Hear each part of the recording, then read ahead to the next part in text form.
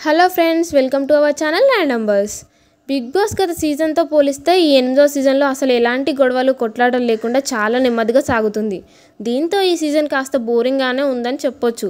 ఇక నీకు నేను ఉన్నాను, నాకు నువ్వు ఉన్నావు అంటూ అనే ఇలాంటి డైలాగ్స్ కేవలం సినిమాల్లో మాత్రమే చూస్తాం. కానీ ఈ బిగ్ బాస్ 8వ సీజన్లో అంతకు మించి అన్నట్టుగా భారీ డైలాగ్స్తో సాగుతుంది. ఇక అసలు విషయానికి వచ్చేస్తే బిగ్ బాస్ హౌస్లో ప్రస్తుతం ఫుడ్ టాస్క్ జరుగుతున్న సంగతి తెలిసిందే.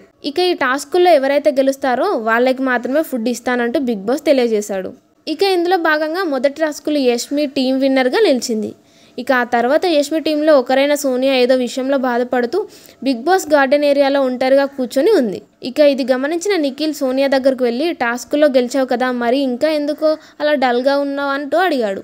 దీంతో సోనియా, నీకోసమే నాన్న నేను బాధపడుతుంది, మేము టాస్క్లో గెలిచాం కాబట్టి మాకు ఫుడ్ ఉంటుంది, కానీ నువ్వు పొద్దున్నుంచే ఏం తినలేదు కదా, అది కొంచెం నాకు బాధగా ఉంది. పోనీ నేను నీకు ఫుడ్ తినిపిద్దాం అనుకుంటే బిగ్ బాస్ ఫుడ్ ఎవరితోని షేర్ చేసుకోకూడదు అంటూ కండిషన్ పెట్టాడు అంటూ తెగ బాధపడుతుంది సోనియా.